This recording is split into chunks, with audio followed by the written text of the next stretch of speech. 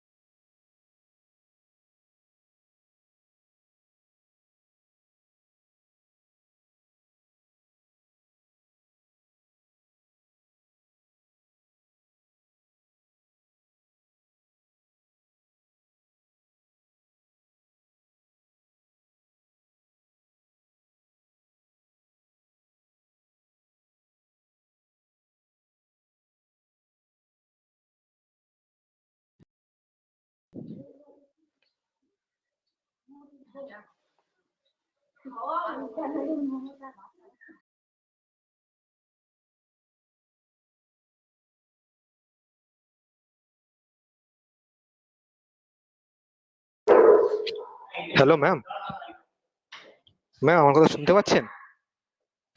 হ্যাঁ শুনতে পাচ্ছি, হ্যাঁ বলো। শুনতে পাচ্ছি। বলছিলাম বলছিলাম অভিজিৎ স্যার একটু নেটওয়ার্ক প্রবলেম করছে, তো নেটওয়ার্কটা ঠিক হয়ে গেলে স্যার ক্লাসে ঢুকছেন। ওকে, ঠিক আছে, ঠিক আছে। ঠিক আছে।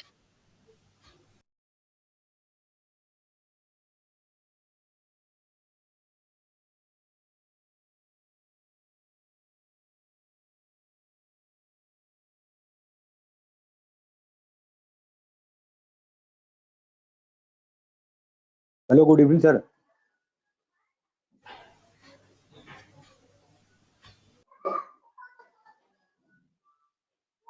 Hello excuse me sir. হ্যাঁ, বলো। सर बंगाली सर हमको समझ में नहीं आता सर, हिंदी थोड़ा हिंदी में सर समझा देते थोड़ा क्लास में। अच्छा ठीक है, हम बोल देते हैं, ठीक है? सर को हम बोल ठीक देंगे है थोड़ा हिंदी में समझाने के लिए। ओके, ठीक है। हर क्लास में सर बंगाली से ज्यादा यूज होता है सर, हिंदी यूज ही नहीं होता। इंग्लिश या हिंदी यूज करने को सर बोल दीजिए सर प्लीज। ओके ओके, ठीक है, ठीक है, कोई दिक्कत नहीं है, ठीक है, हम बोल देंगे। ठीक है sir, thank you.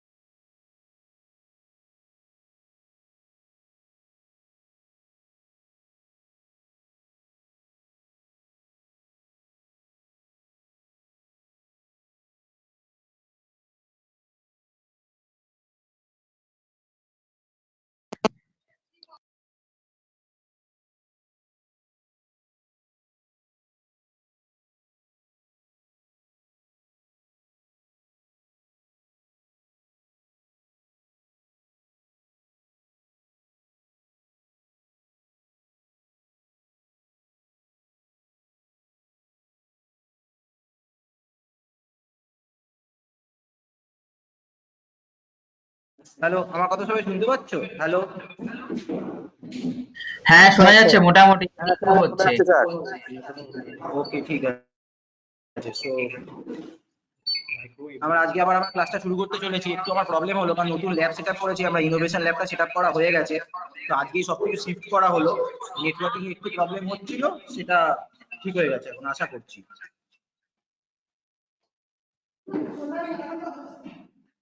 So Rick sir, আমি কি ক্লাসটা শুরু করব? হ্যাঁ স্যার, আপনি শুরু করতে পারেন অবশ্যই। স্যার, একটা কথা একটু বলার ছিল। আমাদের মধ্যে একজন আছেন, নাম হচ্ছে নিজামুদ্দিন, আমাদের স্টুডেন্ট অ্যাকচুয়ালি।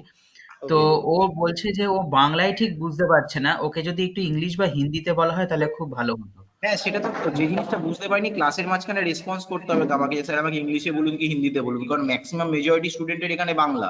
বাংলা, হ্যাঁ এই হ্যাঁ, জন্য আমি বাংলায় অবশ্যই। বলছি, কারণ আর এই রোবোটিক্স আইওটি এই সাবজেক্টগুলো এমন যে সবার কাছে খুব কঠিন লাগে, ইংলিশে লেখা থেকে বলে বইটা পড়তে চায় না। নাহলে তো হ্যাঁ, সবাই ইন্টারনেট অবশ্যই ঘেটে বই পড়েই তো শিখে যেত। শেখে না একটাই কারণে, অবশ্যই কারণ ওটা মাদার টাং নয়। অবশ্যই, কেউ ঠিকই। যদি চায় যে হ্যাঁ, আমি তাকে হিন্দিতে বলবো কিনা ইংলিশে বলবো, সে আমাকে রেসপন্স করে আমি সঙ্গে সঙ্গে তাকে বোঝাবো, কোনো ব্যাপার না। so Nizamuddin, I'm asking you if you are having any problem. Hello, Nizamuddin, you there? Yes sir.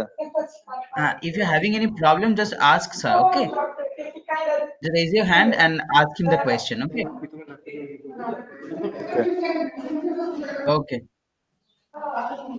হ্যাঁ স্যার, আপনি তাহলে স্টার্ট করে দিন স্যার। ওকে, সো আজ আগের দিন আমরা স্টেপার মোটর দেখেছিলাম, স্টেপার মোটরকে কাজ করিয়ে দেখেছিলাম। স্টেপার মোটরের যে রোটেশনাল মুভমেন্ট, সেটাকে আমরা রেসিপ্রোকেটিং মুভমেন্টে কনভার্ট করেছিলাম মেকানিক্যাল অ্যারেঞ্জমেন্ট করে, lead screw drive and belt drive দিয়ে। আজকে আমরা সার্ভো মোটর দেখব। তো আমি একটু জিনিসগুলো সেট আপ করে নিই।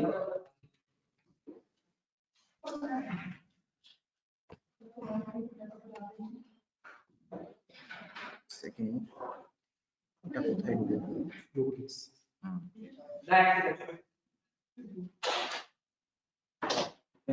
ভিডিওটা এইদিকে হবে, ঠিক আছে, দেখতে পাওয়া যাবে। দেখি সুইচটা আমি চেপে যাই। হ্যাঁ,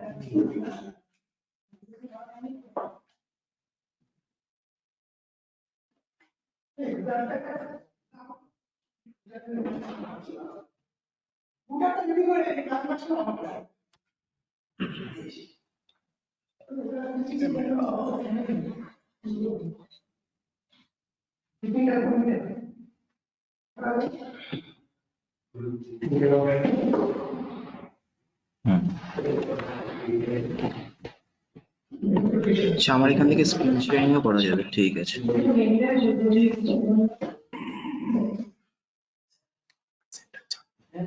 আচ্ছা রিক স্যার, আমাকে একটু ল্যাপটপটা প্রেজেন্টার করে দেবেন। ওকে স্যার, যেটা আপনি কথা বলছেন সেটা হ্যাঁ, নয় যেটা না? দিয়ে আমি কথা বলি, যেটা দিয়ে আমি আচ্ছা, কথা বলছি সেটা। ওকে ওকে ওকে ওকে ওকে একটা মিউট আছে, ওটা দিয়ে ভিডিও শেয়ার করা আছে।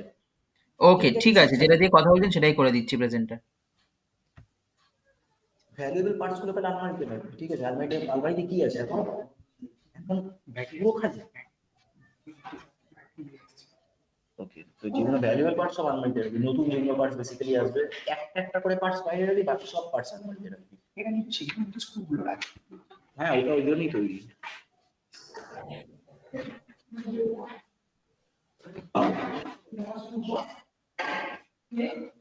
সো যেরকম বলেছিলাম, আজকে আমরা স্টেপার মোটরের প্র্যাকটিক্যাল, স্টেপার না, আজকে আমরা সার্ভো মোটরের প্র্যাকটিক্যাল করে দেখব। তো শুনিবাদ তুমি দেখো, এদিকে শুনি। তো এই যে মোটরটা হাতে আছে, এই মোটরটার নাম হচ্ছে সার্ভো মোটর। এটা সার্ভো মোটর। সার্ভো মোটরে আমরা থিওরি ক্লাসে দেখেছিলাম যে সার্ভো মোটর কিরকম ভাবে কাজ করে, কিভাবে কনস্ট্রাকশন করা হয়। তো আজকে আমরা টোটালি প্র্যাকটিক্যালে ঢুকে যাব, সার্ভো মোটরকে আমরা কাজ করে দেখাবো। এন্ড সার্ভো মোটরকে কিভাবে ইউজ করা যায়, সার্ভো মোটরের রোটারি মোশনটাকে কিরকম ভাবে রেসিপ্রোকেটিং মোশন ইউজ করা যেতে পারে, সার্ভো মোটরকে কোন কোন জায়গায় আমরা কাজ করাতে পারি, সেই সব জিনিস সম্বন্ধে আমরা আজকে শিখবো।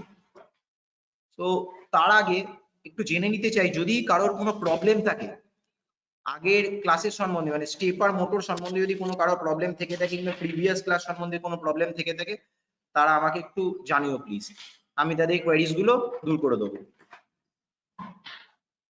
হ্যালো কোনো হ্যালো স্যার। কোয়েরিজ থাকলে কোনো, হ্যাঁ হ্যাঁ গোকুল বলো। স্যার সার্ভো মোটরে স্যার কনস্ট্রাকশনটা যদি একবার বলতেন। সার্ভো মোটরের কনস্ট্রাকশন, সো সার্ভো মোটরের কনস্ট্রাকশনটা আরেকবার আমরা দেখে নিই, তাহলেই হয়ে যায়। হ্যাঁ স্যার, হ্যাঁ স্যার। ওকে, নো প্রবলেম। এই জন্য বলেছিলাম থিওরি ক্লাসের সময় তোমরা থিওরিটা খুব ভালো করে দেখো।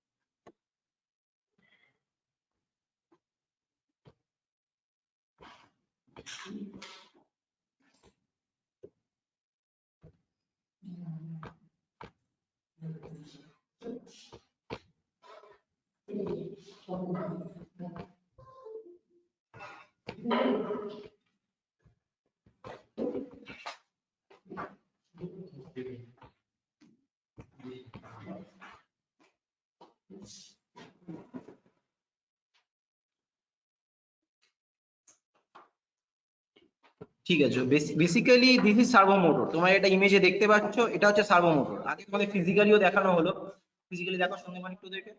এটা হচ্ছে সার্ভো মোটর, যেটা হাতে করে ফিজিক্যালি দেখানো হচ্ছে, এটাও সার্ভো মোটর। তো পিকচারে যেটা দেখানো হচ্ছে আমার ল্যাপটপের স্ক্রিন থেকে শেয়ারিং হয়েছে, এই সার্ভো মোটরটা 35 কেজি লোড ক্যারি করতে পারে, আপ টু 35 কেজি লোড। আমাদের হাতে যে সার্ভো মোটরটা আছে 9 কেজি পর্যন্ত লোড ক্যারি করতে পারে, আপ টু 9 কেজি লোডও ক্যারি করতে পারে।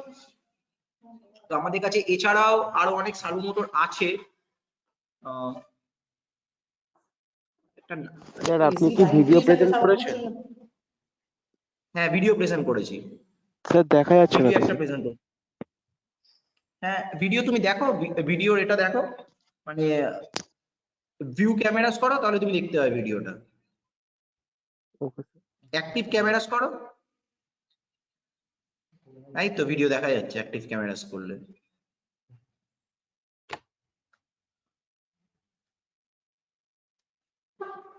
একটা না এখানে EC90 সার্ভো ছিল ব্ল্যাক কালারের সার্ভোটা, এই কোন একটা টেবিলের মধ্যে আছে, এক্ষুনি আনা হয়েছে তো? হ্যাঁ, আমি দেখছি এক সেকেন্ড।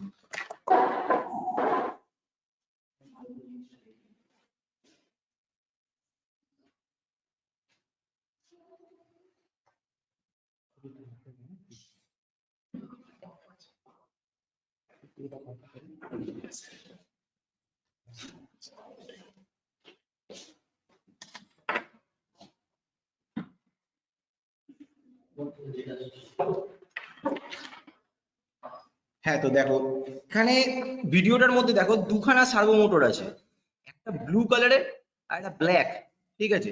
ব্লু যেটা that one is build with plastic gears, and যেটা black that one is build with metal gears. তো একটা মেটাল গিয়ার সার্ভো আছে, একটা প্লাস্টিক গিয়ার সার্ভো আছে। তো নর্মালি তোমরা বুঝতে পারছো এটা মেটাল গিয়ার সার্ভো, সেটার লোড ক্যারিং ক্যাপাসিটি অনেক বেশি। তো মেটাল গিয়ার যে সার্ভোটা আমার হাতে রয়েছে এটার load carrying capacity 10 to 15 KGs, I think 15 KGs এটার যে মেটাল গিয়ার সার্ভোটা রয়েছে। আর যেটা আমাদের হাতে রয়েছে ব্লু কালারের সার্ভোটা প্লাস্টিক গিয়ারের, এই 9 কেজি লোড ক্যারিং ক্যাপাসিটি। তবে সার্ভো মোটরের কনস্ট্রাকশন, সার্ভো মোটরে বেসিক্যালি 3টে ওয়্যার থাকে, 3টে ওয়্যার, এই ছবিটার মধ্যে দেখো 3টে ওয়্যার। এবার হাতে ফিজিক্যালি তোমার সার্ভো মোটরটা আছে, ওখান থেকেও দেখতে হবে তিনখানা স্ক্রিনে। একটু একটু নিচে নাও সন্দীপ। হ্যাঁ ঠিক আছে, এখানে দেখো বেসিক্যালি যে ভিডিওটার মধ্যে দেখা যাচ্ছে ওখানেও দেখতে পাচ্ছ তোমরা তিনখানা ওয়্যার আছে, আর যে ছবিটা দেখছো তোমরা ওখানেও 3টে ওয়্যার আছে। সার্ভো মোটরের মধ্যে বেসিক্যালি যে 3টে ওয়্যার থাকে, একটা রেড, একটা ব্রাউন আর একটা অরেঞ্জ। রেড যে ওয়্যারটা সেই ওয়্যারটার মধ্যে তোমার ডিসি 5 ভোল্ট দিতে পারবে, আর ব্রাউন যে ওয়্যারটা ওটার মধ্যে হচ্ছে গ্রাউন্ড কানেক্টেড করতে হবে আর নেগেটিভ 5 ভোল্ট তোমাকে দিতে হবে ডিসি। এন্ড যে অরেঞ্জ ওয়্যারটা হচ্ছে পালস দেওয়ার জন্য, PWM pulse with modulation. Micro controller থেকে আমরা পালস দেবো, সেই পালসের রেসপেক্টে সার্ভো মোটরটা মুভ করবে, কত ডিগ্রি অ্যাঙ্গেলে ঘোরা দরকার তত ডিগ্রি অ্যাঙ্গেলে ঘুরবে। তো ভিডিওটা আমরা একবার সার্ভো মোটরে দেখে নিই। এখানে সার্ভো মোটর হচ্ছে টোটাল কনস্ট্রাকশন, এটা নিচে তোমরা যেটা দেখতে পাচ্ছ এটা একটা বেসিক্যালি কন্ট্রোলার বোর্ড, তার সাথে কানেক্টেড থাকে একটা পোটেনশিওমিটার আর একটা DC motor. DC motor high স্পিডে ঘুরতে পারে লো টর্কে, তারপরে মেকানিক্যাল গিয়ার অ্যারেঞ্জমেন্ট করা হয়। গিয়ার অ্যারেঞ্জমেন্ট করার জন্য ডিসি মোটরের যে আরপিএমটা সেটা কমিয়ে হাই টর্ক লো আরপিএম করা হয়। আর পোটেনশিওমিটার কি করে, কত ডিগ্রি অ্যাঙ্গেলে ঘুরলো সেই রেসপন্সটা পোটেনশিওমিটার আমাদেরকে দেয়। তো মাইক্রো কন্ট্রোলার এইভাবে সার্ভো মোটরটাকে কন্ট্রোল করতে পারে। এরপরে একটা ভিডিও আছে, ভিডিওটা তোমরা দেখে নাও টোটাল সার্ভো মোটরের কনস্ট্রাকশনটা। খুব ভালো করে ভিডিওটা একবার লক্ষ্য করে নাও।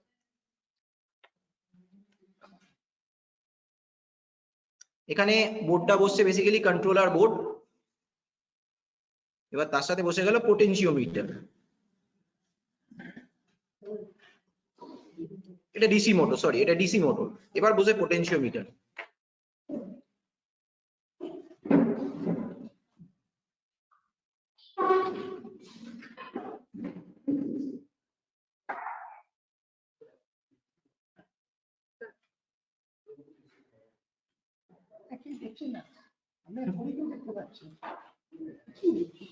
Hello excuse me sir, please yes तो थोड़ा हिंदी में एक्सप्लेन कीजिए ना। ओके देखो नसीम, देखो ये जो पहले जो तुमने देखा ना वो क्या था, सार्वो मोटर का कंस्ट्रक्शन दिखाया हमने, ठीक है? इसमें क्या होता है, एक पोटेंशियोमीटर होता है और एक डीसी मोटर होता है। जो डीसी मोटर होता है उसमें से हाई आरपीएम देता है हम लोग, मतलब हाई आरपीएम मिलता है डीसी मोटर से, एंड लो टॉर्क मिलता है। तो उसमें क्या होता है, डीसी मोटर में कुछ गियर अरेंजमेंट किया जाता है। गियर अरेंजमेंट करने के बाद डीसी मोटर से जो लो आरपीएम मिलता है वो लो आरपीएम को हम लोग, जो हाई आरपीएम मिलते हैं हाई आरपीएम को लो आरपीएम में मैकेनिकली कन्वर्ट करते हैं वाया गियर अरेंजमेंट्स। तो जब भी डीसी मोटर का हाई आरपीएम लो आरपीएम में कन्वर्ट हो जाता है उसका टॉर्क भी ज्यादा बढ़ जाता है। तो इसी टॉर्क से हम लोग काम करता है। तो बेसिकली देखो डीसी मोटर का अगर आरपीएम हो गया 600 आरपीएम और गियर अरेंजमेंट करने के बाद मोटर का जो हेड होता है उसमें से मिलता है हम लोगों का 60 आरपीएम, तब कितना गुना टॉर्क बढ़ गया उसका 10 टाइम्स। तो ऐसा ही सर्वो मोटर का एक फंक्शन है। देखो यहाँ पे वीडियो में दिखाया जा रहा है सर्वो मोटर कैसे काम कर रहा है। ये सर्वो मोटर बेसिकली 180 डिग्री घूमता है, इससे ज्यादा नहीं घूमता है।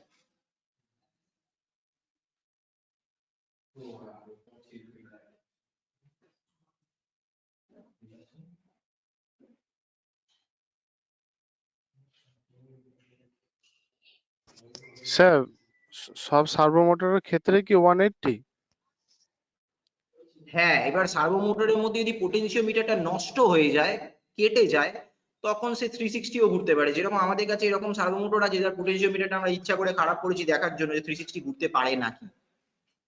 ও বেসিক্যালি Okay, sir. আমাদের কাছে যে সার্ভো মোটর গুলো আমরা ইউজ করছি সেগুলো সব 180 ঘুরতে পারে। এবার 180 ছাড়াও সার্ভো মোটর হয়, ইন্ডাস্ট্রিয়াল গ্রেড কিছু servo, special kind of servo যেগুলো আমাদের যে as per the requirement build up করা হয় সেগুলো অন্য অ্যাঙ্গেলও মুভ করতে পারে।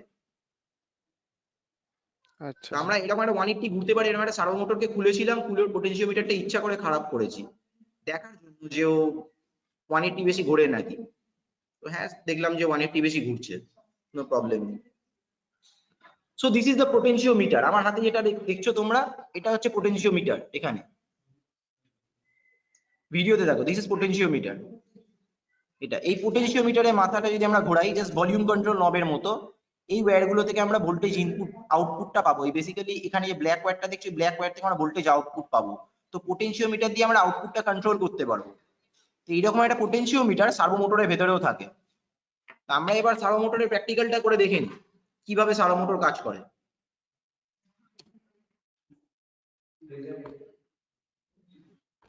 তো ফার্স্ট আমাদের যে কাজটা করতে হবে তার জন্য লাগবে আমাদের একটা আরডিনো ন্যানো। স্যার আমরা যদি একটা ড্রোন বানাই যদি, তাহলে সার্ভো মোটর দিয়ে তার প্রপেলার গুলো কন্ট্রোল করা যাবে তো? প্রপেলার কেন আমরা সার্ভো মোটর দিয়ে কন্ট্রোল করব? ড্রোনের মধ্যে যে প্রপেলার গুলো থাকে সেগুলো তো বিএলডিসি মোটর দিয়ে কন্ট্রোল হয়, হাই স্পিড। ও আচ্ছা আচ্ছা স্যার।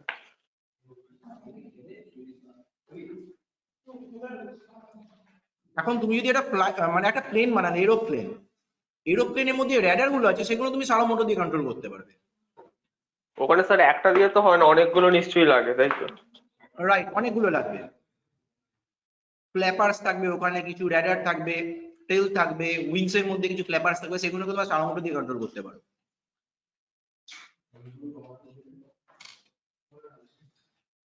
তো আমাদের যেটা লাগবে একটা মাইক্রো কন্ট্রোলার। মাইক্রো কন্ট্রোলারের মধ্যে আমরা ফার্স্ট কি করব, অ্যানালগ রিড সেট করব। আচ্ছা, আরডিনো উনো বোর্ড ছিল না একটা নাম? স্যার বলছিলাম যে এইটা কখন মানে বুঝতে পারবো যে কখন আরডুইনো উনো ইউজ করব, কখন ন্যানো, কখন মেগা? দেখো, আরডিনো উনো আর ন্যানোর মধ্যে কোনো ডিফারেন্স নেই বেসিক্যালি। উনোতে যে মাইক্রো কন্ট্রোলারটা থাকে লাগানো, সেটা ডিপ টাইপ মাইক্রো কন্ট্রোলার হয়, ডিআইপি, বোর্ডের মধ্যে ঢোকানো যায় আবার খোলা যায়।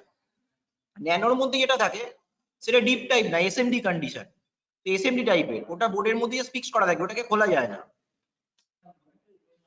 উনো একটা ডেভেলপমেন্ট বোর্ড, যেরকম খুশি মাইক্রো কন্ট্রোলার খারাপ হয়ে গেল মাইক্রো কন্ট্রোলারটাকে তুলে ফেলো আবার লাগিয়ে দাও। ন্যানোতে সেই কাজটা করা যাবে না। কিন্তু ন্যানোর যে মাইক্রো কন্ট্রোলার, উনোর microcontroller same, 80 mega 328P model number, দুটো সেম, খালি বিল্ড টাইপটা আলাদা, বোর্ডের বিল্ড টাইপ আলাদা। আর মেগা হচ্ছে 80 মেগা 2560 ওখানে ইনপুট আউটপুট পিন অনেক বেশি পাবে, 56 খানে তুমি ডিজিটাল ইনপুট আউটপুট পিন পাবে। আর যেখানে তুমি উনো কিংবা ন্যানোতে 13 খানা ডিজিটাল আউটপুট পিন পাবে, 13 নাম্বার অফ ডিজিটাল ইনপুট এর আউটপুট পিন উনো কিংবা ন্যানোতে পাবে। তো তুমি যেখানে ইনপুট বেশি আউটপুট কাজ পিনের করবে, সঙ্গে বেশি, স্যার মানে কাজগুলো বেশি করা যাবে তাই তো? হ্যাঁ নিশ্চয়ই, যত বেশি তুমি ইনপুট এন্ড আউটপুট পিন পাবে তত বেশি তুমি কাজ করাতে পারবে মাইক্রো কন্ট্রোলারটাকে দিয়ে। এছাড়া মাইক্রো কন্ট্রোলারের প্রসেসিং স্পিড আছে, প্রসেসিং মেমোরি আছে, এগুলো মেগার বেশি। বেসিক্যালি উনো আর ন্যানো সেম। এখন স্যার সবচেয়ে অ্যাডভান্স কোনটা মানে আরডুইনোর মধ্যে? এখন আমাদের ইন্ডিয়াতে ডুই পৌঁছেছে, আরডিনো ডুই, ডিইউবি, ওটা সব থেকে অ্যাডভান্স আরডিনো। এছাড়াও আরো অনেক আছে যেগুলো আমাদের ইন্ডিয়াতে পৌঁছায়নি, এআরএম প্রসেসর আরডিনো আছে, সেগুলো আমাদের বেসিক্যালি লাগবে না এই সমস্ত কাজের জন্য, ছোটখাটো রোবোটিক্স করার জন্য লাগবে না।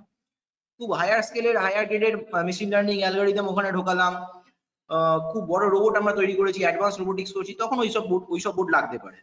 এখন আমাদের লাগবে না। এখন দেখো সার্ভো মোটর দিয়ে আমরা কিরকম ভাবে সার্ভো মোটরটাকে কিরকম ভাবে কাজ করাচ্ছি। তো ফার্স্ট আমরা কি করব, এটা টেবিল কোথায়, এই এটা টেবিল।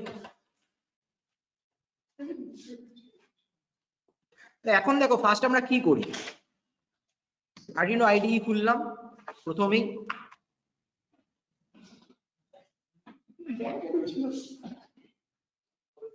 বড় কেবিল আমার ব্যাগে আছে, না ওটা ওই এই কেবিল না, অন্য কিছু।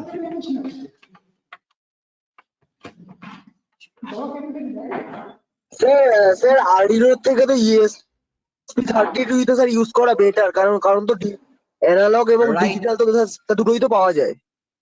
দুটোই পাওয়া যায় ESP32 কিন্তু ভালো করে আরডিনো তো আমি যখন ESP32, হ্যাঁ কিন্তু আমি যখন মাইক্রো কন্ট্রোলার সম্বন্ধে বলেছিলাম তখন আমি একটা জিনিস বলেছিলাম, ESP32 ARM প্রসেসর ঠিক আছে, সবকিছু ঠিক আছে, অনেক বেশি পাওয়ারফুল, অনেক বেশি কানেক্টিভিটি দেওয়া আছে ওর মধ্যে, লাইক ওয়াইফাই, ব্লুটুথ, ইভেন লড়া পর্যন্ত অনেক ESP32 তে আছে। কিন্তু প্রবলেমটা কোথায় জানো তো, ESP32 যে অ্যানালগ পিন গুলো থাকে, অ্যানালগ ইনপুট পিন গুলো থাকে, সেগুলো সিমেট্রিক্যাল না, ওর ভ্যালু সিমেট্রিক্যাল পাবে না। You guys can do a experiment, আমি আজকে যেটা অ্যানালগ রিডটা করে দেখাচ্ছি ওটা তোমরা ESP32 তে করে দেখবে, তাহলে এই জিনিসটা বুঝে যাবে। আচ্ছা BC47 কে আছে কি, মানে এরকম পোটেনশিওমিটার আছে, এটা 100K, হাফ ভ্যালু। স্যার বলছিলাম ESP আর আরডুইনোর মধ্যে একটু ডিফারেন্সটা বলবে? ESP32 ARM processor, microcontroller, ARM microcontroller, আর সরি ARM না, ESP32 32 bit microcontroller, ARM না, AVR microcontroller but 32 bit microcontroller. আর আরডিনোর হচ্ছে 16 বিট আর 8 বিট মাইক্রো কন্ট্রোলার, 32 বিট না। আর ESP32 এর মধ্যে 16 বিট, হ্যাঁ 16 বিট। স্যার মাইক্রো পাইথনটা কি স্যার? মাইক্রো পাইথন হচ্ছে ESP32 এর মধ্যে পাইথনের একটা ছোট ভার্সন ওএস, যেটা ESP32 এর মধ্যে বার্ন করা যায়, সেটা হচ্ছে মাইক্রো পাইথন। ওটা কিন্তু পাইথন না, বেসিক্যালি পাইথন এন্ড মাইক্রো পাইথনের মধ্যে হেল এন্ড হেভেন ডিফারেন্স আছে। তুমি পাইথনে যে সমস্ত লাইব্রেরি ইউজ করতে পারবে, পাইথনকে যেরকম ভাবে কোডিং করতে পারবে, যেরকম ভাবে machine learning algorithm Python use করতে পারবে, সেরকম ভাবে কিন্তু মাইক্রো পাইথনে করতে পারবে না। Micro Python is basically build for ESP32 and Python basically built for ARM processor, Raspberry Pi, Raspberry Pi তে Python ইউজ করা হয়। স্যার রাসবেরি পাইটা কি? রাসবেরি পাইতে আমরা পরে আসবো। রাসবেরি পাই হচ্ছে একটা micro processor, ARM micro processor এরকম টাইপেরই একটা বোর্ড হয়। রাসবেরি পাই এর একটু বড়, তো আমরা কোনো নেক্সট ক্লাসে আসবো, এখন আমরা রাসবেরি পাইতে কাজ করবো না। রাসবেরি পাই এর জন্য আমরা নেক্সট ক্লাস নেবো, ওর জন্য আমরা ওখানে আমরা পাইথন কোডিং করবো, যা করবে পাইথনে কাজ করবো। এখন আমরা পাইথন, এখন এমবেডেড সি তে কাজ করছি, বেসিক লেভেলে, ইন্ট্রোডাকশন লেভেলের রোবোটিক্স আমরা শিখছি। রাসবেরি পাইতে আমরা নেক্সট লেভেল থেকে ঢুকবো। যদি প্রাইমারি লেভেলটা না জানি, একদিনে কিন্তু মানুষ সবকিছু খেতে পারে না। তোমার যদি ঘর ভর্তি, রুম ভর্তি খাবার দিয়ে দেওয়া হলো, তোমাকে ঢুকিয়ে দেওয়া হলো, তুমি সবকিছু খেতে পারবে না। কিন্তু তোমার টাইম দেওয়া হলো 10 দিনের, আস্তে আস্তে তুমি খেয়ে নেবে, 10 দিন ধরে খেয়ে ফেলতে পারবে। সেম জিনিসটা এখানে, আগে বেসিক লেভেলটা শিখতে হবে, তারপরে অ্যাডভান্স লেভেলে যেতে হবে। Raspberry Pi is very advanced version of microprocessor development board. তো Raspberry Pi তে আমরা পরে আসবো। আমি Raspberry Pi IoT ক্লাসে দেখিয়েছিলাম, Raspberry Pi এ কম্পিউট মডিউল দেখিয়েছিলাম, সবথেকে হায়ার গ্রেড মডিউল। যাই হোক, আজকে আমরা ঢুকে যাচ্ছি পুরোপুরি এখানে। দেখো আমার কাছে যে আরডিনো আইডিটা খুলেছি,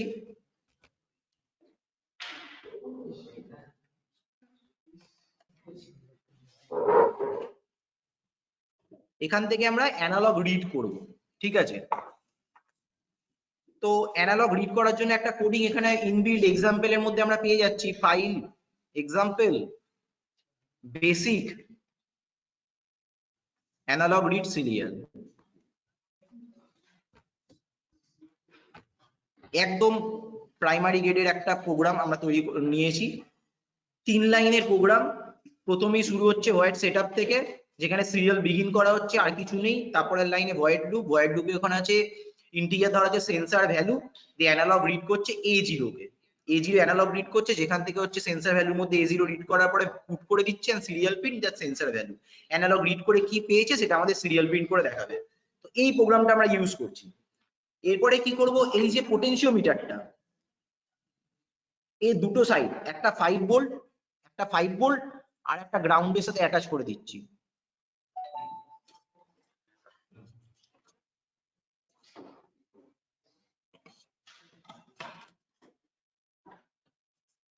এন্ড মাঝখান থেকে যেটা বেরোচ্ছে সেটা আমরা A0 এর সাথে অ্যাটাচ করে দিচ্ছি।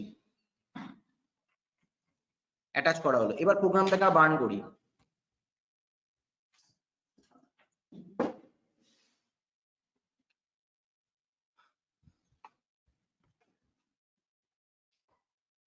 এ দেখো আরডিনো, এক্ষুনি একজন কোয়েশ্চেন করলো আরডিনো সবথেকে লেটেস্ট বোর্ড কি আছে, দেখে নাও। আরডিনো সবথেকে লেটেস্ট বোর্ড ডুই নেটিভ, এটা হচ্ছে আরডিনো সবথেকে লেটেস্ট বোর্ড। ARM প্রসেসর ওখানে ইউজ করা হয় আরডিনো। এতে স্যার ইনপুট আউটপুট এগুলো কত স্যার? অনেক আছে, এগুলো এখন আমি দেখিনি, এই নেটিভ বোর্ডটা নিয়ে ইউজ করার এখনো ভাগ্য হয়নি আমার কাছে, তো আশা করছি এবারে চলে আসবে আমার হাতে, এই ডিসেম্বরের মধ্যেই চলে আসবে, তারপরে এটাকে ইউজ করব। এর মধ্যে এই বোর্ডটা ছাড়া বাকি সব বোর্ড আমার ইউজ করা হয়ে গেছে। এটা এখন ইন্ডিয়া লঞ্চ করেনি, ইন্ডিয়াতে এসে পৌঁছায়নি, আর লকডাউনের মধ্যে তো আরোই আসেনি, এটাই হচ্ছে ম্যাটার। তো যাই হোক, আজকে আমরা উনুনেই কাজ করছি। স্যার আপনি তো বললেন, কি বললাম স্যার আপনি তো বললেন স্যার সার্ভো মোটরের মধ্যে ইনবিল্ট স্যার পোটেনশিওমিটারটা থাকে, তাহলে স্যার আপনি আলাদা করে কেন পোটেনশিওমিটার একটা মানে আপনি অ্যাড করলেন? ইয়েস রাইট, তুমি বুঝতে পারবে, আগে দেখো জিনিসটা তারপরে বুঝতে পারবে। আগে পোটেনশিওমিটারের ফাংশনটা আমি বোঝাই, তারপরে আমি জিনিসটাতে আসছি কেন করলাম, কারণটা এখানে। আমি কোডটাকে আগে বার্ন করি, কোডটা বার্ন করছি, কোডটা বার্ন হোক তারপরে বোঝাচ্ছি জিনিসটা।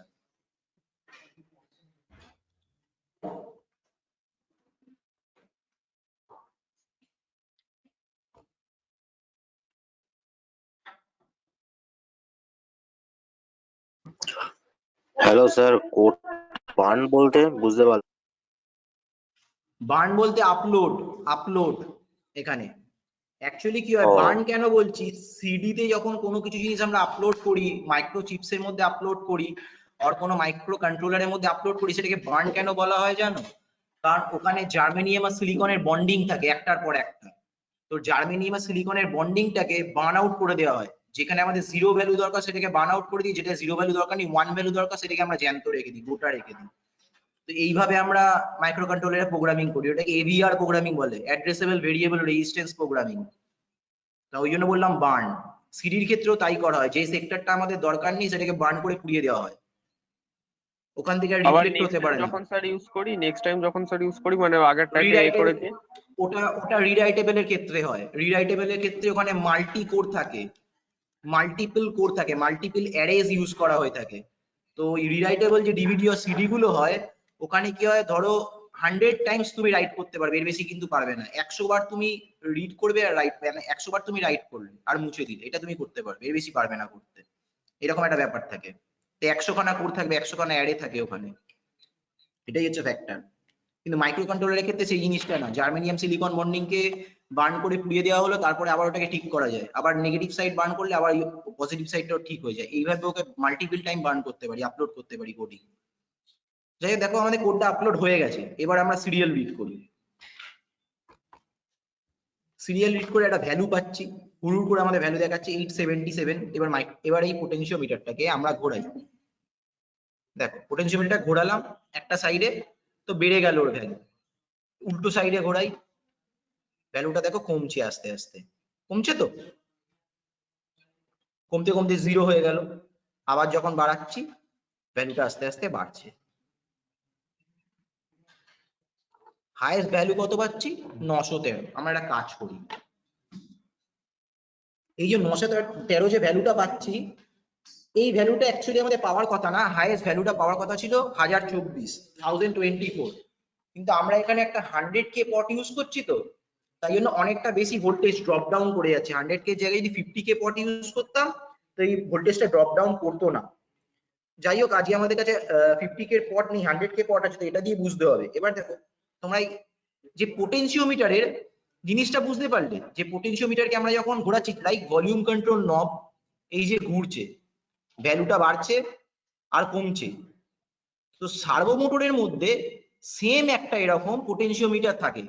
এবার ধরো সার্ভো মোটরের যে উপরের যে হেডটা, সেটা যখন ঘোরে, একদিকে ঘুরছে, মানে আস্তে আস্তে কি ও ভ্যালুটা পাচ্ছে মাইক্রো কন্ট্রোলার, ভ্যালু পেলে বুঝতে পারছো কত ডিগ্রি অ্যাঙ্গেলে ঘুরেছে। তুমি দেখো এখন 0, ঠিক আছে, আমি ওকে একটা অ্যাঙ্গেলে ঘোরালাম, জাস্ট একটা অ্যাঙ্গেলে টার্ন করলাম, এবারে যে ভ্যালুটা বাড়লো এই ভ্যালুটাকে রিড করে বলে দিতে পারি যে কত ডিগ্রি অ্যাঙ্গেলে টার্ন করেছে। যদি আমরা আগে থেকে সেট আপ করে রেখে দিই এত ডিগ্রি অ্যাঙ্গেলের জন্য এতটা ভ্যালু বাড়ছে, ম্যাপ করে রেখে দিলাম, তো আমরা তো বলতে পারবো সাপোজ ধরো পুরো আমি ওকে 180 ঘুরিয়ে দিচ্ছি, পুরো ঘুরিয়ে দিলাম 913 ভ্যালু আসছে, আবার পুরো ওটা ক্লকওয়াইজ বললাম তো 0 ভ্যালু দিচ্ছি, তো আমরা এই করে বলতে পারি এর পোটেনশিওমিটারটা পুরো টার্ন নিয়েছে। তো সেম পোটেনশিওমিটার এখন ভেতরে আছে, সার্ভো মোটরের যে হেডটা যখন ঘুরছে পোটেনশিওমিটার থেকে একটা ভ্যালু রিড করে মাইক্রো কন্ট্রোলার বুঝে নেয় কত ডিগ্রি অ্যাঙ্গেলে সার্ভো মোটরের হেডটা ঘুরেছে আর অ্যাকচুয়েটরটা ঘুরেছে, এটা হচ্ছে ফ্যাক্টর। তো এবার আমরা কি করব, এখানে যে পোটেনশিওমিটারটা ইউজ করছি বেসিক্যালি এই যে ভ্যালুটাও রিড করছে, অ্যানালগ সিগন্যালটা রিড করছে, এই সিগন্যালটাকে আমরা সার্ভো মোটরে পাঠাবো, দেখবো সার্ভো মোটরটা ঘোরে নাকি। তার আগে আমরা একটু সার্ভো মোটরের প্রোগ্রামিংটা শিখে নিই। এটা তো জাস্ট অ্যানালগ রিড গেল, অ্যানালগ রিড মানে পোটেনশিওমিটার থেকে রিড করলাম, একটা ভ্যালু পেলাম, এইটুকু জিনিসটা গেল। এবার সার্ভো মোটরে আমরা কোডিং এ চলে আসছি। সার্ভো মোটরকে অ্যাটাচ করার জন্য এটা মেল টু মেল লাগবে, মেল টু মেল যে আছে। স্যার সার্ভো মোটরে কি জেনারেটর থাকে? জেনারেটর কেন থাকবে সার্ভো মোটরের মধ্যে? জেনারেটর মানে কি, যে কারেন্ট জেনারেট করে, সার্ভো মোটর কি কারেন্ট জেনারেট করছে? না স্যার, আমি জেনার ডায়োড আছে নাকি জিজ্ঞাসা করছি। জেনার ডায়োড এটা কি করে বলবো? সার্ভো মোটরের ভেতরে যে বোর্ডটা থাকে মানে কন্ট্রোলার বোর্ড থাকে, ওখানে অনেক রকম কম্পোনেন্ট থাকে, এবার জেনার ডায়োড আছে কিনা আমি জানি না, বলতে পারবো না।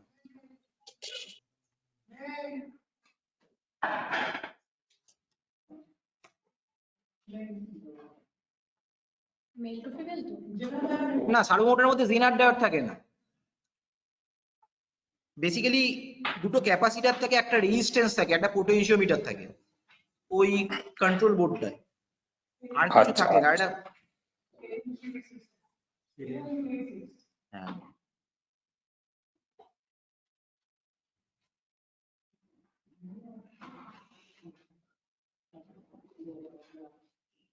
একটা কোশ্চেন আছে, করতে পারি?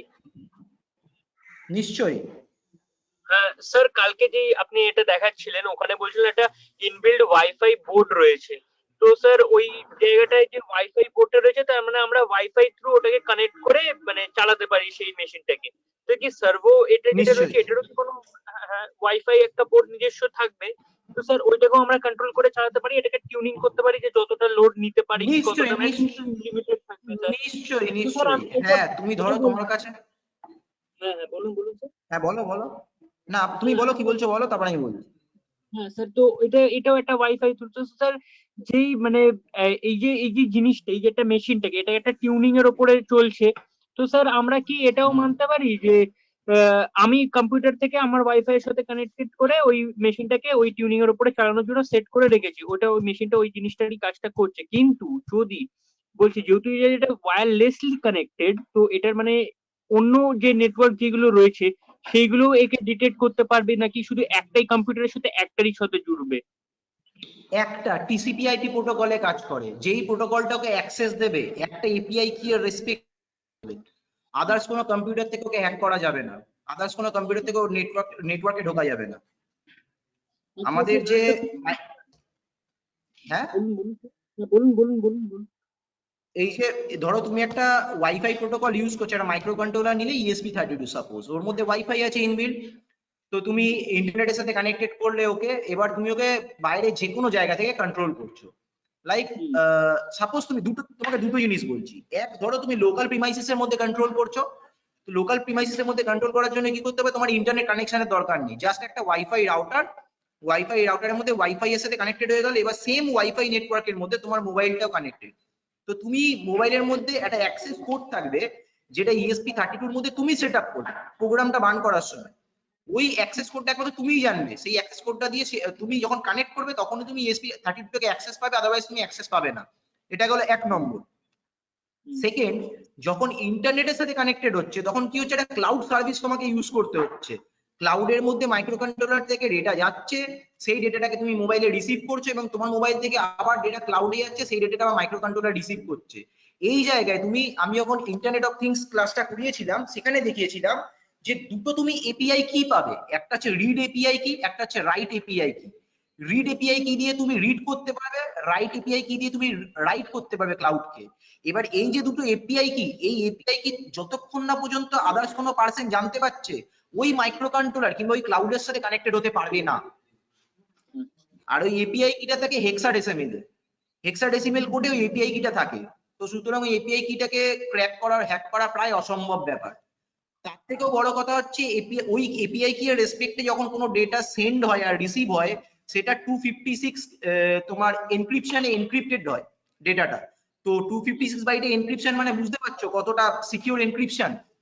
তো এখানে ঢোকা অসম্ভব, কারণ এই সমস্ত যে তুমি যে ওয়্যারলেস নেটওয়ার্ক কানেক্টিভিটি কথা বলে যেটাতে মাইক্রো কন্ট্রোলার কন্ট্রোল হচ্ছে, এগুলো ইউজ করা ইন্ডাস্ট্রি স্কেলে ইউজ করা হচ্ছে। তো ইন্ডাস্ট্রি সেক্টরে যেখানে অনেক বেশি ডেটা ভ্যালুয়েবল তোমার মাইক্রো কন্ট্রোলার থেকে থ্রো হচ্ছে ক্লাউডের মধ্যে, কিংবা ক্লাউড থেকে একটা মোবাইলে রিসিভ হচ্ছে, তো সেই ডেটাটা হ্যাক করার জন্য বড় বড় হ্যাকার বসে রয়েছে অলরেডি, কিন্তু তারা হ্যাক করতে পারে না বিকজ অফ দিস কানেকশন। মানে টিসিপি/আইপি প্রোটোকলে কানেকশন নিচ্ছে, তারপরে একটা রিড এপিআই কি রাইট এপিআই কে রেসপেক্টে ডেটা রিসিভ করছে এন্ড রিড করছে।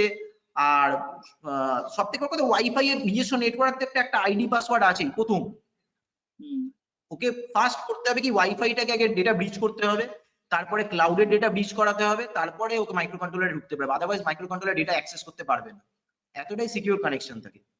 এবার তুমি যেটা বলছো যে সার্ভো মোটরকে কন্ট্রোল করা ওয়্যারলেসলি, সেটা সম্ভব। এই দুটো প্রসেসই সম্ভব, একটা হচ্ছে ক্লাউড সার্ভিস ভায়া ইন্টারনেট, আর একটা হচ্ছে লোকাল ওয়্যান মানে ওয়াইড এরিয়া নেটওয়ার্কের মধ্যে, যেটা হচ্ছে তুমি ওই রাউটার যতদূর তুমি অ্যাক্সেস পাচ্ছ মানে ওয়াইফাইটা পাচ্ছ ততদূর ওই লোকাল প্রিমাইসেস মধ্যে থেকে তুমি কন্ট্রোল করতে পারবে ওটাকে। এটাও সম্ভব, কিন্তু এগুলো আমরা আইওটি ক্লাসে তো করিয়ে দেখিয়েছিলাম অলরেডি।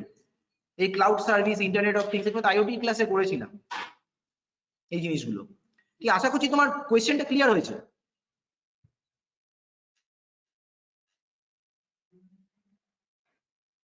হ্যাঁ স্যার।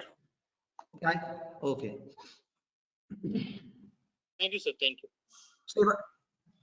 এবার আমরা সার্ভো মোটরে চলে আসি। দেখো সার্ভো মোটরটা কানেকশন করা হয়ে গেছে, যেটা বলেছিলাম আমি, একটা পজিটিভ 5 ভোল্ট পিন, একটা নেগেটিভ 5 ভোল্ট পিন, আর একটা পিডব্লিউএম পিন আমরা সার্ভো মোটর থেকে পাই।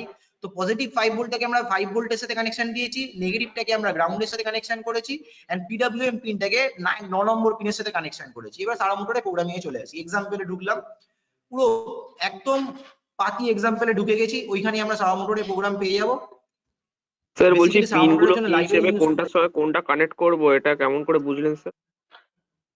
এই তো বললাম এক্ষুনি, এটা বেসিক ইলেকট্রনিক্স এর জিনিস, এক্ষুনি তো বললাম যে একটা সার্ভো মোটর থেকে আমরা যে পিন গুলো পাই, একটা হচ্ছে 3টে পিন পাই বেসিক্যালি। একটা হচ্ছে পজিটিভ 5 ভোল্ট, একটা নেগেটিভ 5 ভোল্ট, আর একটা হচ্ছে পিডব্লিউএম, যেটা আউটপুট পাচ্ছি পালস উইথ মডিউলেশন আউটপুট পাচ্ছি। তো নেগেটিভ পজিটিভ 5 ভোল্টটাকে 5 ভোল্টের সাথে কানেকশন দিয়েছি, নেগেটিভ 5 ভোল্টটাকে আমি গ্রাউন্ডের সাথে কানেকশন দিয়েছি, আর পিডব্লিউএমটা 9 নম্বর পিনের সাথে কানেকশন করেছি। 9, 10, 11, 12 সবার সাথে কানেকশন করতে পারতাম, কিন্তু আরডিনো উনো যেটা, ওটা 9 নম্বর পিনটা পিডব্লিউএম পিন। এটা ডেটা শিট পড়লে আরডিনো উনোর যে তোমরা যখন কোনো মাইক্রো কন্ট্রোলার কিনছো আর ডেভেলপমেন্ট বোর্ড কিনছো, তার ডেটা শিটটা তোমাকে ভালো করে পড়তে হবে যে কোন পিনটা কিভাবে কাজ করে। তো 9 নম্বর পিনটা পিডব্লিউএম পিন। আর ডেটা শিট কিরকম ভাবে পাবে, দেখো সিম্পল, জাস্ট গুগল খুলবে, নিয়ে নাও। আরে আমার ইন কেন কাজ করছে না?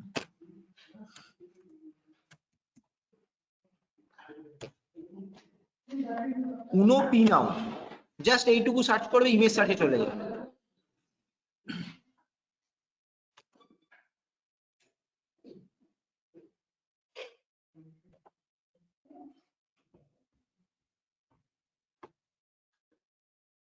দেখে নাও এখানে কি লেখা রয়েছে পরিষ্কার, এটা হচ্ছে পিন আউট ডায়াগ্রাম। তো এইখানে আমি বললাম 9 নম্বর পিনটার সাথে আমি কানেকশন করি। দেখো 9 নম্বর পিনে কি লেখা আছে, এখানে 9 নম্বর পিন লেখা আছে পিডব্লিউএম। এছাড়াও আরো অনেক পিডব্লিউএম পিন আছে, pin number 17, pin number 16, pin number 12, pin number 11, pin number 5। তো যখনই তুমি যে কোনো মাইক্রো কন্ট্রোলারে কাজ করবে, তার আগে পিন আউট ডায়াগ্রাম দেখে নাও আর ডেটা শিটটা দেখে নাও, তাহলে তুমি বুঝে যাবে কোন পিনের সাথে কাকে কানেকশন করতে হবে। এন্ড যে ডিভাইস থেকে কানেক্ট করবে, like servo motor, stepper motor or any kind of sensor, যেটাকে তুমি কানেকশন করবে, তার ডেটা শিটটাও দেখে নাও। তখনই বুঝবে যে কোন পিনের সাথে কাকে কানেকশন করতে হবে, লজিক ক্লিয়ার হয়ে যাবে এন্ড তোমরা কোডিং করতে পারবে। আদারওয়াইজ কিন্তু এরকম ঝপ করে কোডিং এ ঢুকে যেতে পারবে না। এই লজিকটা ফার্স্ট আমি তো প্রথম দিন থেকে বলে আসছি, আগে ডেটা শিট দেখো, যা করবে তার আগে ডেটা শিট দেখো, সেন্সরের ডেটা শিট দেখো, বোর্ডের ডেটা শিট দেখো। ডেটা শিট না দেখলে তোমরা কানেকশনই করতে পারবে না, সার্কিটটাই বিল্ড আপ করতে পারবে না। সেন্সার মোটর ওদেরও স্যার পিন আউট টাইপ করলে তাহলে ডেটা শিট বেরিয়ে যাবে এরকম? ডেটা শিট লিখতে হবে তোমাকে ডাইরেক্টলি। এ দেখো, এটা তো আমি পিন আউট, আমি ডেটা শিটের মধ্যে একটা particular portion just pin out ডায়াগ্রামটা চাইলাম বলে পিন আউট লিখেছি। তুমি ডেটা শিট লিখবে এখানে,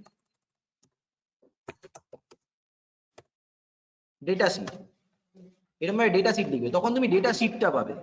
পিডিএফ ফাইলে ডেটা শিট পেয়ে যাবে।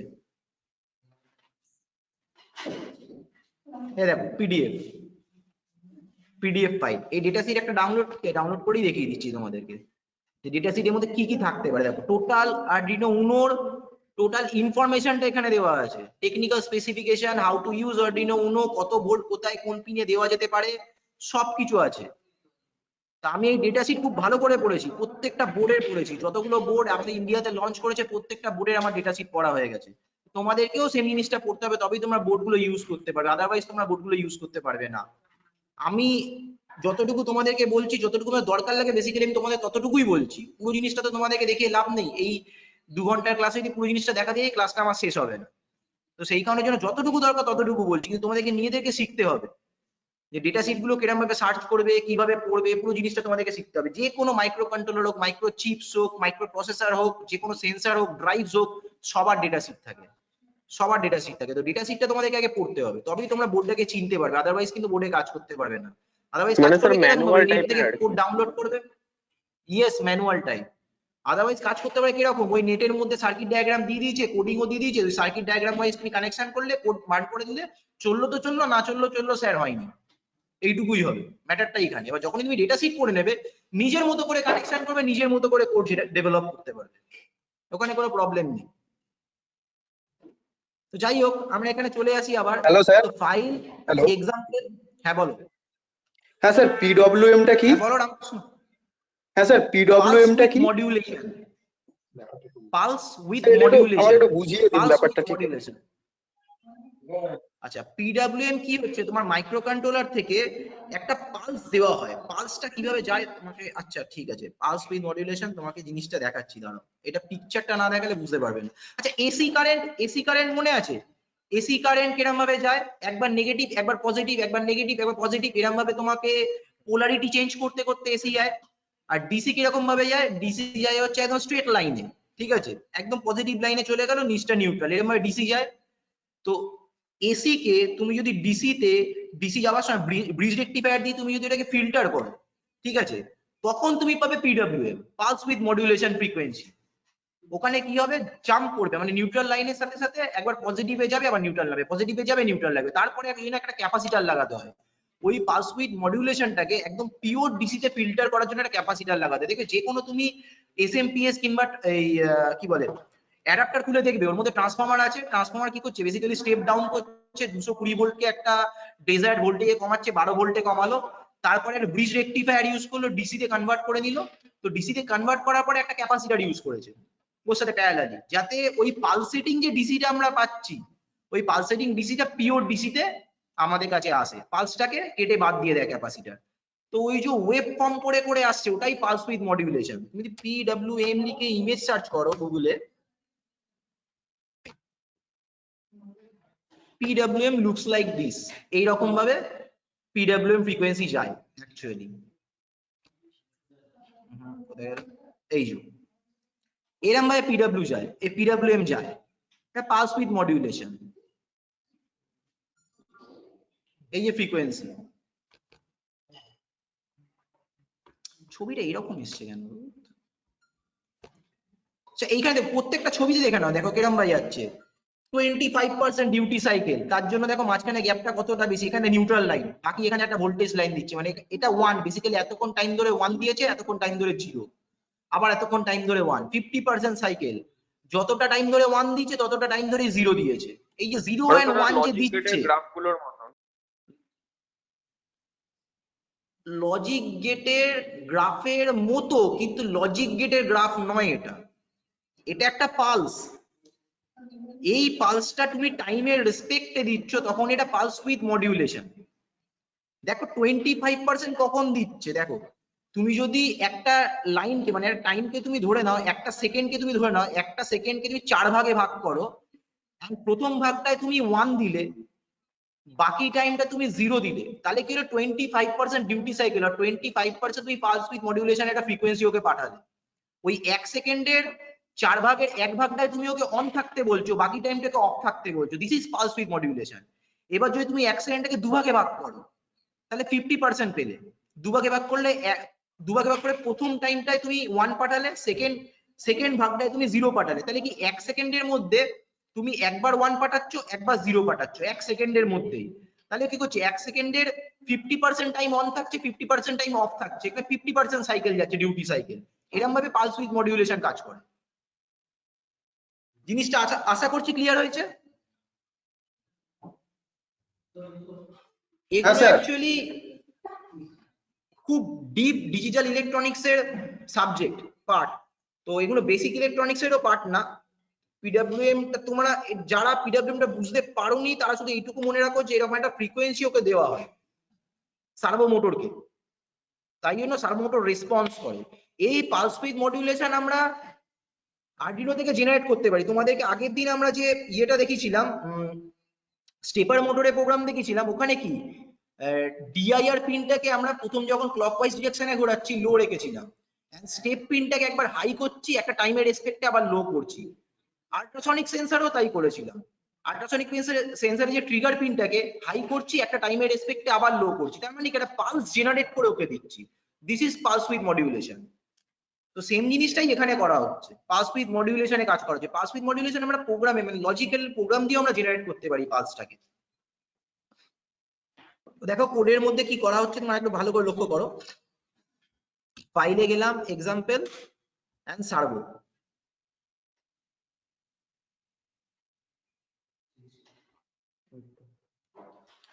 সার্ভো এখান থেকে নব আছে, সুইপ আছে, দুটো টাইপের তোমরা সার্ভো প্রোগ্রামিং পাবে। তো যে কোনো একটা নিয়ে নাও। নব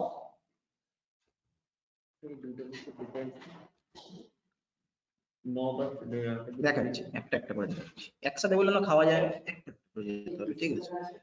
তো এই যে ফার্স্ট আমি নব প্রোগ্রামটা নিলাম, এখানে দেখো প্রথমেই কি করা যায়, একটা সার্ভো লাইব্রেরি ইউজ করা হয়েছে। তো এই লাইব্রেরির মধ্যে ডিফাইন করা আছে একটা সার্ভোকে রান করানোর জন্য কি টাইপের পালস দিতে হবে, ওকে কত ডিগ্রি অ্যাঙ্গেল ঘোরানোর জন্য কতটা পালস উইথ মডিউলেশন দিতে হবে, এই লাইব্রেরির মধ্যে সবকিছু দেওয়া রয়েছে কোডিং। তোমাকে এই লাইব্রেরিটা নিয়ে ভাবতেই হবে না, শুধু লাইব্রেরিটা ইউজ করে যাও, ব্যাস কমপ্লিট। এই জায়গাটায় সার্ভো মোটরের লাইব্রেরি তোমরা বেসিক্যালি এই জন্য বলেছিলাম যে যেই মোটরটা তোমরা ইউজ করছো আর যেই ডিভাইসটা তোমরা ইউজ করছো তার ডেটা শিটটা আগে জানো, ওই ডেটা শিটের মধ্যেই পেয়ে যাবে যে কোন লাইব্রেরি তোমাকে ইউজ করতে হবে। সাপোজ ধরো তুমি অন্য কোম্পানি সার্ভো মোটর ইউজ করছো, যেটা কিনা special kind of servo motor, যেটা একটা কোম্পানি বানিয়েছে স্পেশাল কাজের জন্য, তো ওটা লাইব্রেরি কোম্পানি তোমাকে প্রোভাইড করে দেবে, এটাই হচ্ছে ফ্যাক্টর। তো প্রথমে দেখো সার্ভো, মাই সার্ভোটা কি, এটা একটা pin by default my servo 9 number পিনের সাথে অ্যাটাচ করা থাকে। এবার তুমি এখানে সার্ভো লিখে মাই সার্ভো 1, মাই সার্ভো 2, মাই সার্ভো 3 করতে থাকবে, তো 3খানা সার্ভো মোটর নিয়ে থেকে ক্রিয়েট করে নেবে ভার্চুয়ালি। তো এখানে একটা সার্ভো মোটর দেখানো আছে। তারপরে কি ইন্টিজার ধরা হচ্ছে ইন্ট পট পিন 0, তো অ্যানালগ পিনটা আমাদের A0টা আমরা ইউজ করছি। তো এই যে পটটা আমরা ইউজ করছিলাম তখন, এই যে পটটা যে ইউজ করছিলাম এটা আমরা অ্যানালগ পিন 0 এর সাথে অ্যাটাচ করছি, অ্যানালগ পিন 0।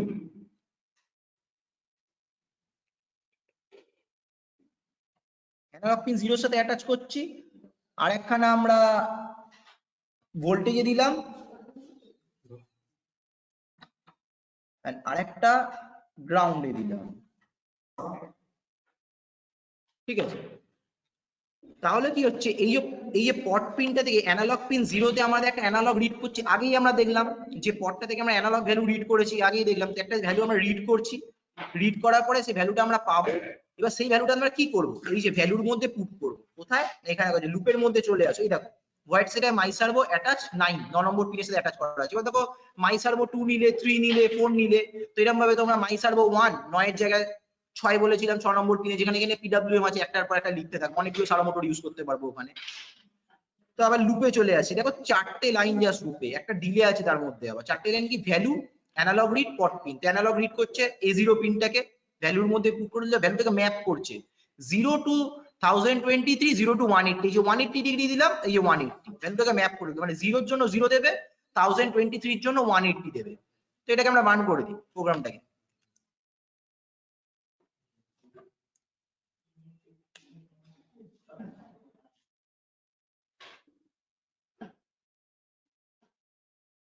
দিবি না, ভেঙে যাবে, নষ্ট হয়ে যাবে, হাত দিয়ে ঘোরানোর চেষ্টা করবি না।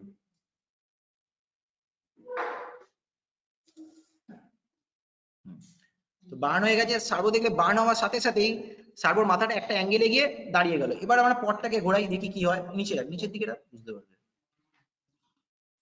দেখো পটটা আমরা যে অ্যাঙ্গেলে ঘোরাচ্ছি সেই অ্যাঙ্গেলে সার্ভোটাও ঘুরছে আস্তে আস্তে। বোঝা গেল? ক্লিয়ার?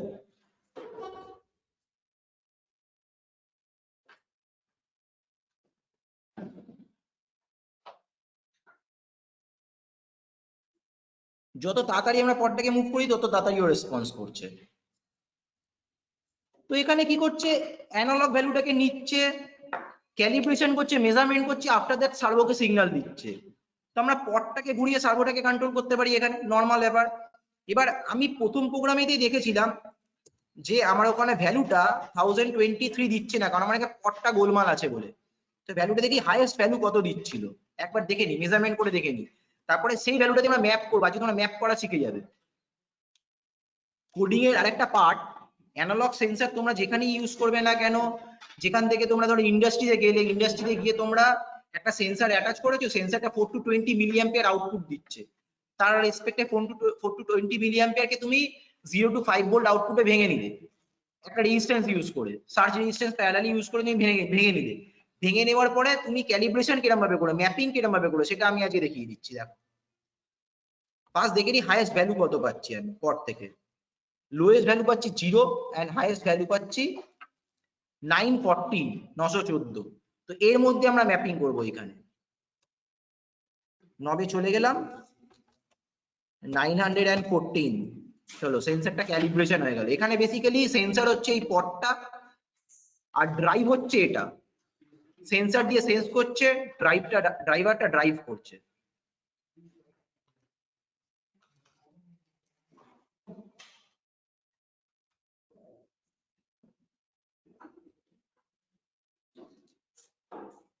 দেখো পুরো 180 ডিগ্রি মুভ করছে এবার সার্ভো মোটরটা।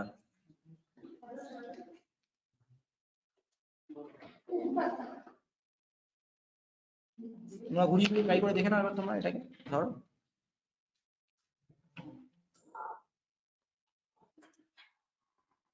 কি হচ্ছে এটা?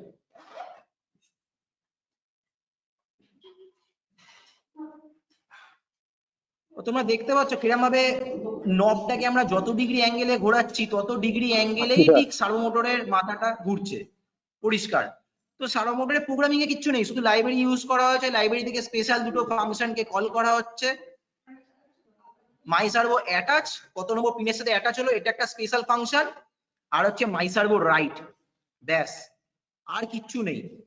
ওই রাইট করছে কি, ভ্যালুটা রাইট করছে। এখানে 0 to 180 ভ্যালুটা কার রেসপেক্টে নিচ্ছে, পোটেনশিওমিটারের রেসপেক্টে। তো পোটেনশিওমিটারকে আমরা যেভাবে ঘোরাবো সেইভাবে সার্ভো মোটরটা ঘুরবে। আচ্ছা এবার দেখা যাক এই সার্ভো মোটরের লোড ক্যারিং ক্যাপাসিটি কতটা, সেটা আমরা দেখি। সার্ভো মোটরের হেডটাকে পুরো স্ট্রেট লাইনে আগে নিয়ে আসি। সার্ভো মোটর শুইয়ে দাও এখানে, পুরো কিছুটা চাপিয়ে দাও। আমার জলের বোতলটা, আমরা সার্ভো মোটরের মধ্যে জলের বোতলটা চাপা দিয়ে দিলাম, দেখছি জলের বোতলটাকে উল্টাতে পারে নাকি। দেখা যাক, ইজিলি উল্টে দিয়েছে জলের বোতলটাকে। আমি আগেই বলেছিলাম 9 কেজি লোড ক্যারি করতে পারে, তো জলের বোতলটা হার্ডলি 250 থেকে 300 গ্রাম ওয়েট হবে, তো সেটাকে ইজিলিও ক্যারি করে নিল সার্ভো মোটরটা। আরো একটা ভারী কিছু চাপা দেওয়া হবে।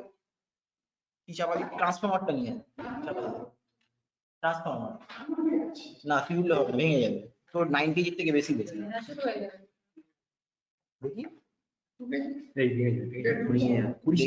ওর হাত দিয়ে ধরিস না, এটা ট্রান্সফরমারটা চাপিয়ে দিই ওটাকে। বলা হয়েছে 9 কেজি লোড ক্যারি, এটা 9 কেজি বেশি হবে না, দেখা যাক কি করে। ইজিলি ট্রান্সপোর্টটাকে তুলেও ফেলে দিচ্ছে, তো একদম পরিষ্কার বোঝা গেল যে সারা মোটরটা 9 কেজি পর্যন্ত লোড ক্যারি করতে পারবে, গ্যারেন্টিরও পারবে 9 কেজি পর্যন্ত লোড ক্যারি করতে। তো সার্ভো মোটর যেরকম আমরা থিওরিতে পড়েছিলাম, সার্ভো মোটর খুব পাওয়ারফুল মোটর, কিন্তু বেসিক্যালি খুব ছোট মোটর, যত ডিগ্রি অ্যাঙ্গেলে আমরা ঘোরাবো তত ডিগ্রি অ্যাঙ্গেলে প্রিসাইজ মুভমেন্ট করবে। তো সেম সেই জিনিসটা হচ্ছে। এতদূর পর্যন্ত কারোর কোনো কনফিউশন আর কোয়ারিজ আছে? আমাকে তোমরা বলতে পারো, যে বোঝনি বলতে পারো। স্যার আমি বলতে চাইছি স্যার 9 কেজির বেশি ওজন করতে পারে না সার্ভো মোটরটা। না, এই সার্ভো মোটরটা 9 KG specification wise 9 up to 9 কেজিও লোড ক্যারি করতে পারবে। এই সার্ভো মোটরটা যে স্পেসিফিকেশন দেওয়া আছে সেই স্পেসিফিকেশন ওয়াইজ। ঠিক আছে, আজই না কালকের জন্য আজই রেখে দে, আমার এখন কোনো কাজ নেই, এটা লাগাবি কেন? আচ্ছা ঠিক আছে, আচ্ছা করে দে। সার্ভোটা খারাপ হয়ে গেছে। আচ্ছা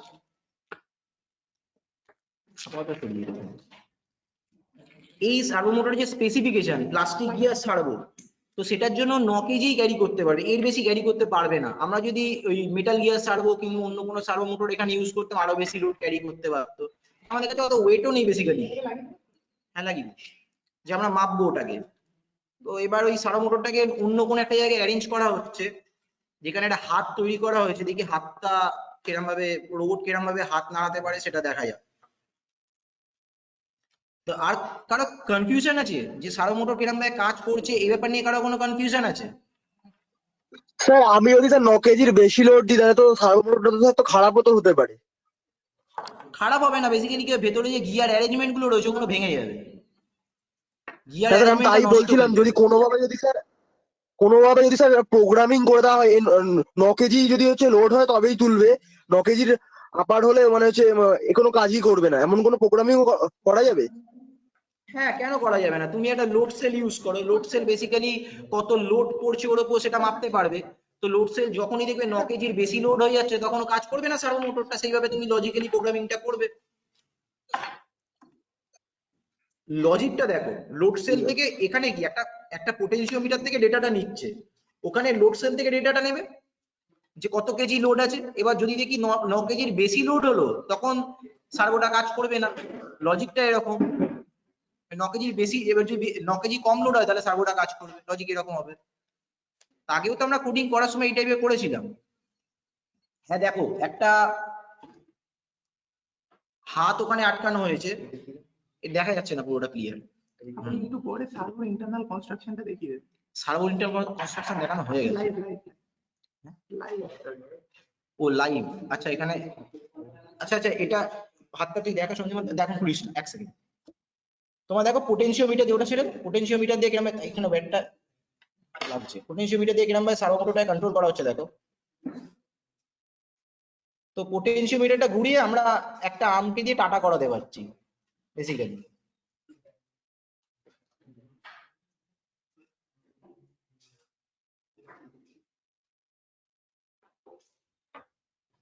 এবার তোমাদেরকে একটা সার্ভো মোটরের ইন্টারনাল কনস্ট্রাকশন লাইভ দেখানো হচ্ছে খুলে, তোমরা একটু দেখো, ভালো করে লক্ষ্য করো।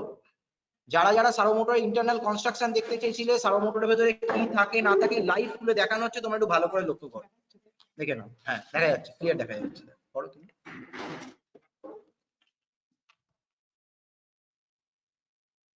এটা পোটেনশিওমিটার বলে দিন।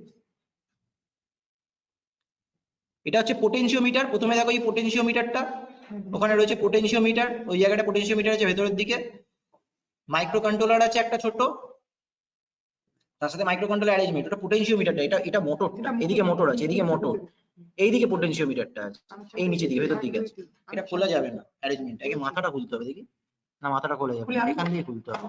এই টানো খুলে যাবে, এখান থেকে টানো এরকম খুলে যাবে, টানলে সব বেরিয়ে চলে যাবে, কোনো চাপ নেই। হ্যাঁ পরিষ্কার।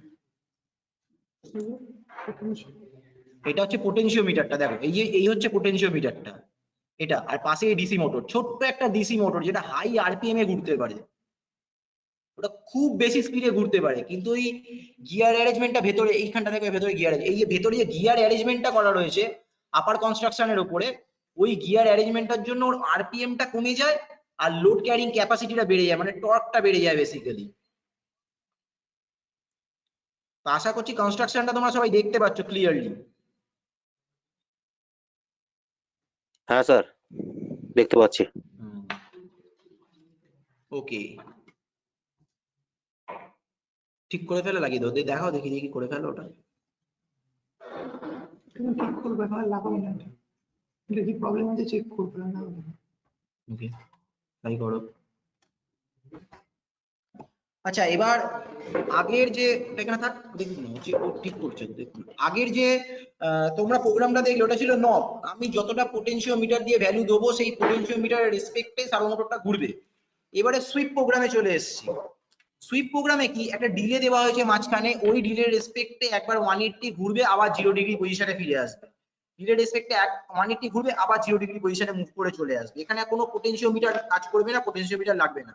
এই প্রোগ্রামটা এক্সাম্পল থেকে তোমরা পেয়ে যাবে। ওখানে মাই সার্ভো দেখো, ইনক্লুড সার্ভো.h লাইব্রেরি নিয়ে নিয়েছে, কল ফাংশন করেছে, তারপরে সার্ভো মাই সার্ভো একটা সার্ভো মোটর ইউজ করেছে। প্রথম ইনিশিয়াল পজিশন রেখেছে 0, আর মাই সার্ভোকে অ্যাটাচ করে দিয়েছে 9 নম্বর পিনের সাথে। প্রথম ইনিশিয়াল পজিশন 0 রেখেছে, 0 থেকে 180 মুভ করবে 1 ডিগ্রি করে বাড়তে বাড়তে, তারপরে আবার 15 সেকেন্ডের ডিলেতে আবার 1 ডিগ্রি করে কমতে কমতে এসে 0 পজিশনে চলে আসবে। তো এই প্রোগ্রামটা রান করছি। এবার নিজে থেকেই সার্ভো মোটর কাজ করবে, একবার ক্লকওয়াইজ ডিরেকশনে ঘুরবে আর একবার অ্যান্টি ক্লকওয়াইজ ডিরেকশনে ঘুরবে।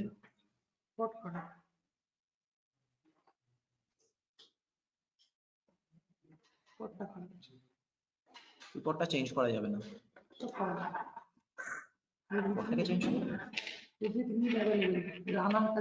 প্রোগ্রামটা আপলোড হচ্ছে না কেন? এখানে থাকবে, আমি সরকারি এরপর এটা খুলে দিই।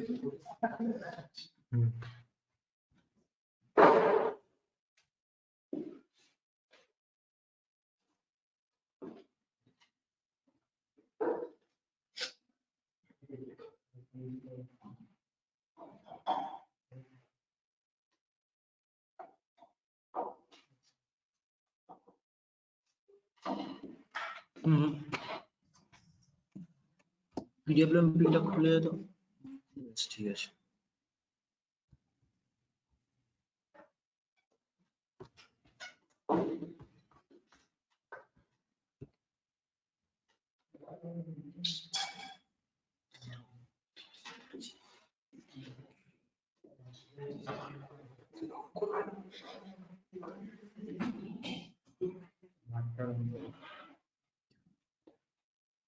আপলোড কমপ্লিট হয়ে গেছে। 9 নম্বর পিনের সাথে আমরা অ্যাটাচ, এটা 9 তো না, এটা 10, এটা 9।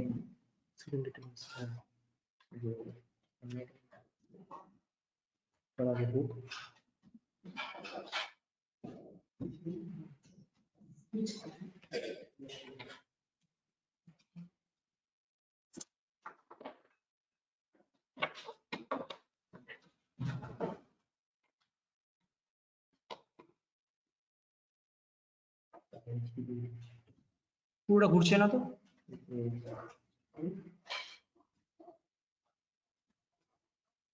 কি প্রবলেম হবে? 15 এর ডিলে, হ্যাঁ 15 এর ডিলে 15 মিলিসেকেন্ড। আচ্ছা, ডিলেটা কি বেশি ছোট হয়ে গেছে? এক্সাম্পলের প্রোগ্রামে এরকম, এটা 500 মিলিসেকেন্ডস করে দিই। প্রোগ্রামের মধ্যে ভুল থাকে।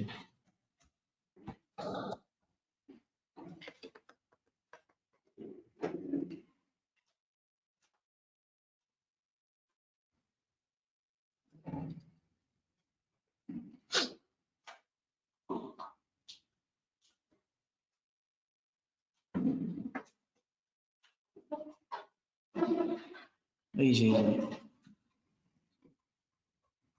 আচ্ছা, 9 এর ভুল।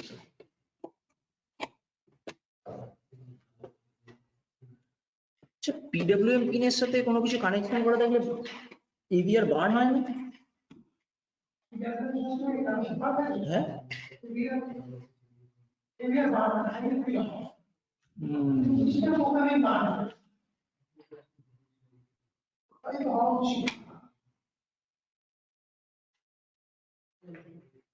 কাজই তো করছে না প্রোগ্রামটা, এক্সাম্পলের প্রোগ্রাম কাজ করছে না, এক্সাম্পলের মধ্যে দেওয়া রয়েছে, কি বাজে কন্ডিশন।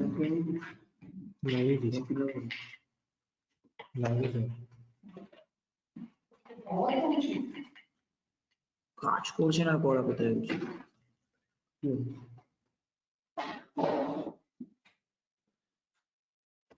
খারাপ কন্ডিশন।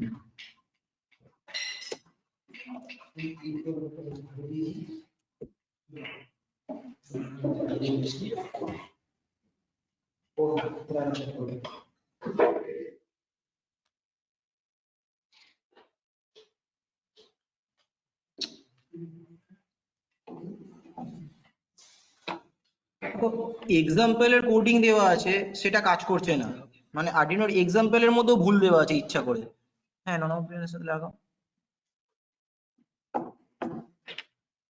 এটা তো পোটেনশিওমিটারের জন্য, এটা হচ্ছে পোটেনশিওমিটারের ভ্যালু দেওয়ার জন্য। না না এক সেকেন্ড রাখো, বোর্ডটা রাখো, এই 0, এটা হচ্ছে এটা গ্রাউন্ড যদি দিই,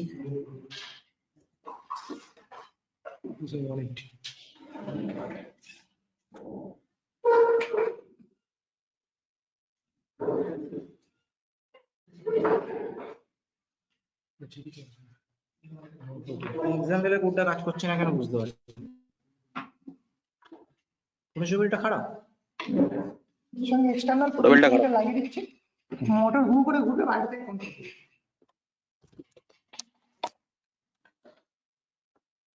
এটা কি গরম হয়ে গেছে, এই 3 বার ছাড়া খেয়েছে, ওইটুকুনি জায়গা ধরে কাজ করছে, আপনি গরম হচ্ছে। পোটেনশিওমিটারটা লাগানোর দরকার নেই, ডাইরেক্ট ঘুরবে হাই টর্কে, কোনটা এটা ডাইরেক্ট হাই টর্কে ঘুরবে, কোনো সেন্স দেবো না, শুধু পাওয়ার দেবো, লোড নিয়ে ঘুরবে। হ্যাঁ সেটাই তো বলছি, লোড নিয়ে ঘুরবে। পোটেনশিওমিটারটা দরকার নেই বেসিক্যালি, পোটেনশিওমিটার যদি আমরা লোড না দিই, এটা দিয়ে যদি গাড়ির চাকা বানাই না স্যার, হাত দিয়ে ঘোরানো হয়েছিল বলে পোটেনশিওমিটার খারাপ হয়ে গেছে। পোটেনশিওমিটার একটু চেক করা না, একবার ঘুরে পোটেনশিওমিটার ঠিক হয়ে যাবে আই থিঙ্ক। সুইপে প্রোগ্রামটা কেন কাজ করছে না বুঝতে পারছি না, তো এক্সাম্পলের মধ্যে প্রোগ্রামের মধ্যে কি ভুল করা আছে, নাকি আমাদের এখানে কিছু খারাপ হয়েছে? এক্সাম্পলের বস্তাটা এক্সাম্পল থেকে তো সব কোড হয়ে যায়, কিন্তু হচ্ছে না কেন? বস্তা রাখা যায় না। বেসিক্যালি কিছু প্রবলেম না, না এক্সাম্পলের যে কোডটা দেওয়া আছে সেই কোডটা মেইন কোডটা কাজ করছে না এখানে, এক্সাম্পলের স্যার কোড আর কাজ কোনো করছে উপায় না, নেই এটা স্যার? আমরা এই চেষ্টা করছি কি করে ঠিক করা যায়।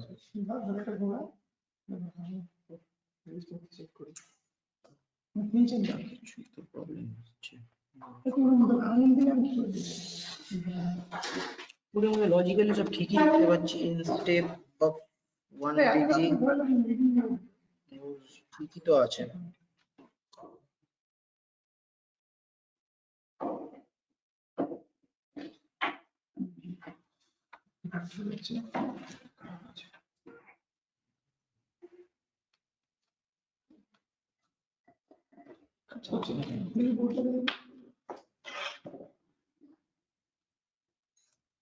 না এটা দরকার নেই,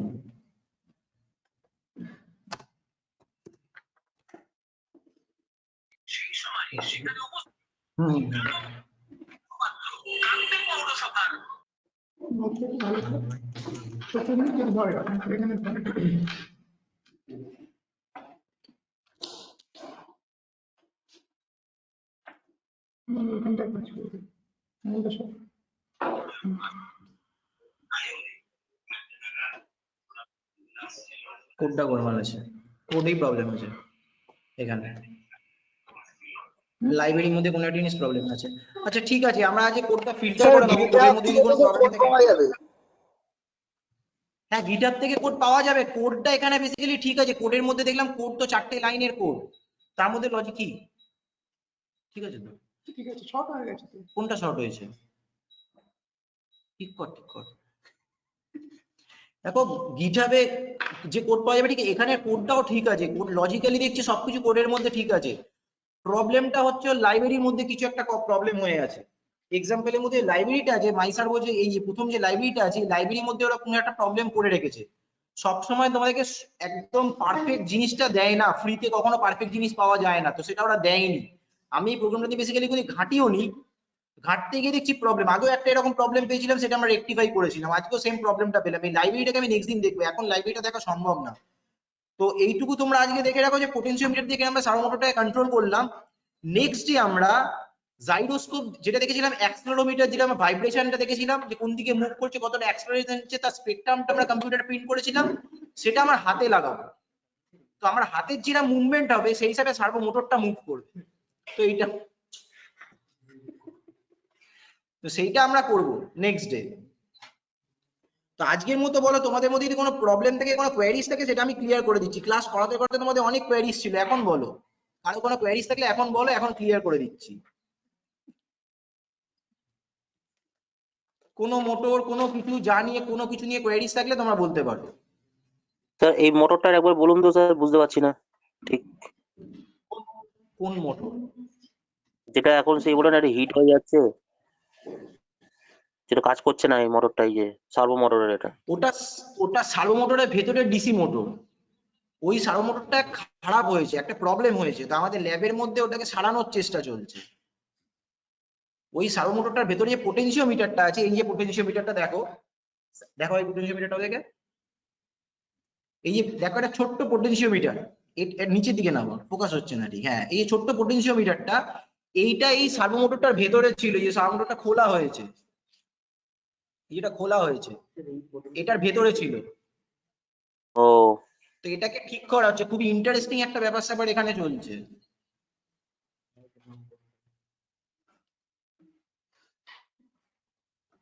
আচ্ছা, আর কারো কোনো কোয়েরিজ আছে?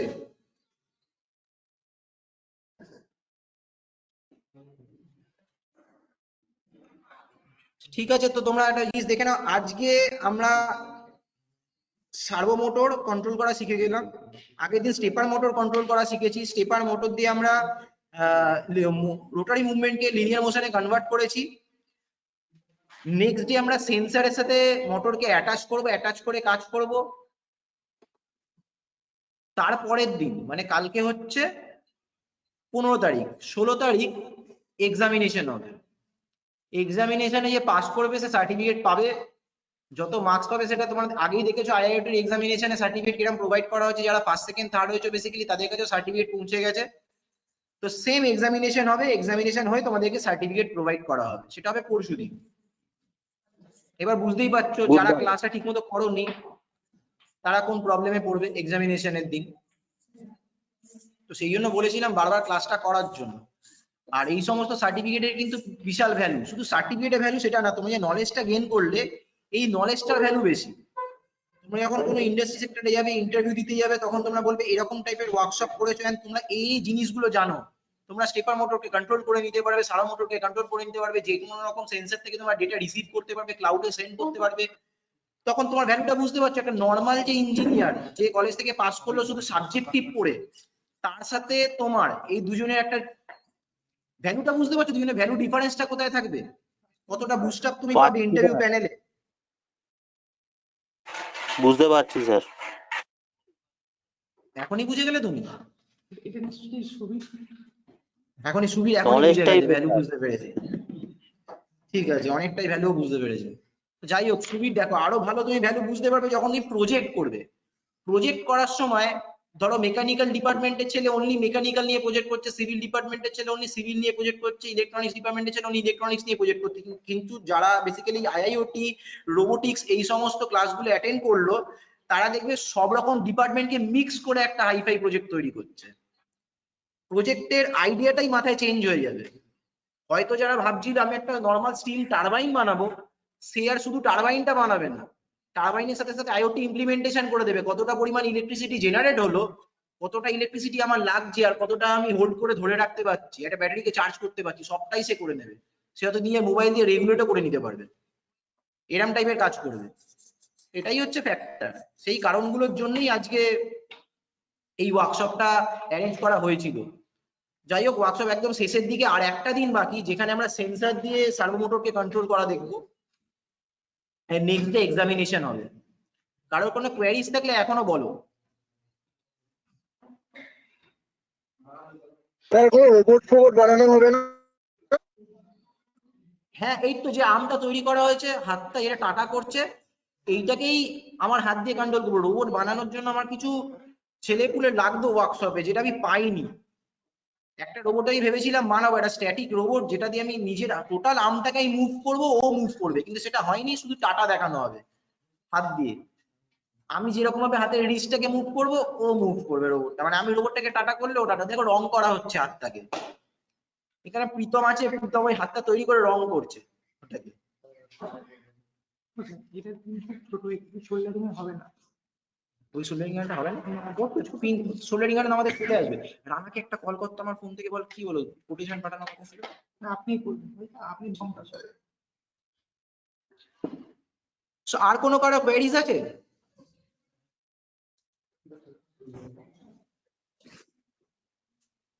না স্যার, ওই স্যার একটা স্যার কোয়ারি আছে স্যার আর্ডিনো নিয়ে।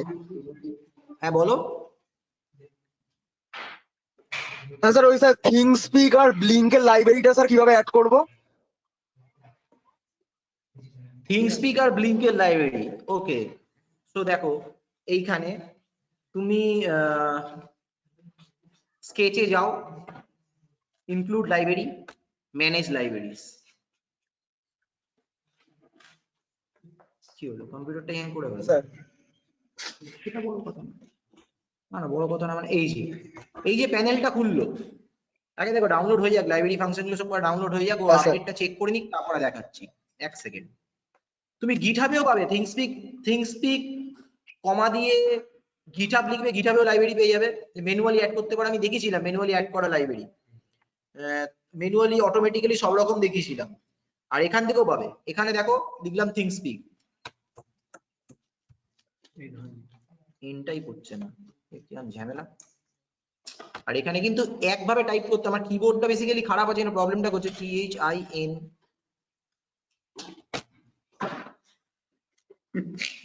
আমি কাম হেল্প করবো বুঝতে পারবে। আরে খুব প্রবলেম করছে কিবোর্ডটা আমার। স্যার এটা আপনি টেস্ট করবেন না লাস্ট। কোনটা? চেক করো। করবো তো, কেউ একটাই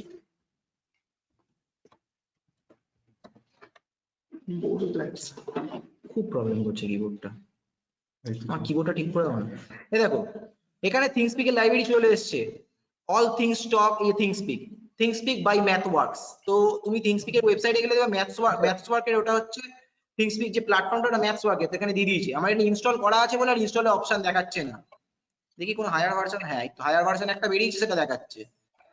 থাক, পুরনো ভার্সনটাই থাক আমার কাছে, কোনো প্রবলেম নেই।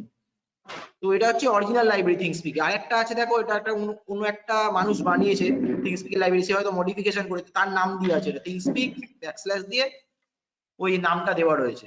তো তোমরা এটা লাইব্রেরি ইনস্টল করো, থিংস্পিক। আর কি বললে, আর কিসের লাইব্রেরি? স্যার ব্লিঙ্ক আর হচ্ছে গিটহাবও স্যার করা যাবে এখান দিয়ে?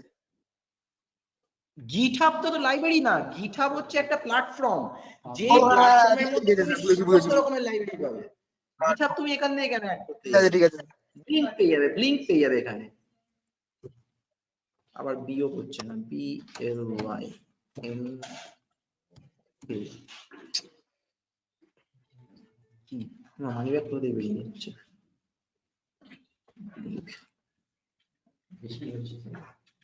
এই যে ব্লিঙ্কেরও লাইব্রেরি দেখো, আমার ইনস্টল করা আছে বলে ওটা শো করছে না, নাহলে দেখো, দেখতে পাচ্ছ ব্লিঙ্ক, দেখতে পাচ্ছ তো, এই যে ব্লিঙ্কের লাইব্রেরি।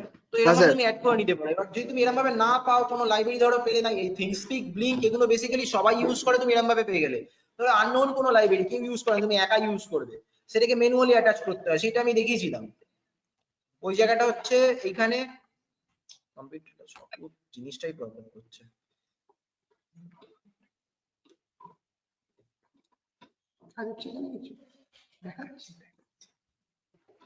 এই যে অ্যাড জিপ ফাইলে গেলে, এখান থেকে তুমি জিপ ফাইল অ্যাটাচ করতে পারো লাইব্রেরিটা। আর ডাউনলোড করবে জিপ ফাইল লাইব্রেরি কিরকম ভাবে জানো? দেখো সাপোজ এইখানে আমি থিংস্পিকটাই দেখাচ্ছি,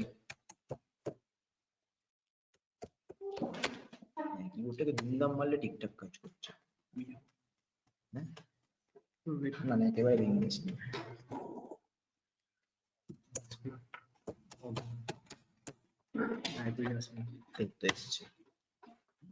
এই দেখো গিটহাবে পেয়েছে প্রথমে থিংসপিক লাইব্রেরি ফর আর্ডিনো লিখেছি, গিটহাব পেয়ে গেছে।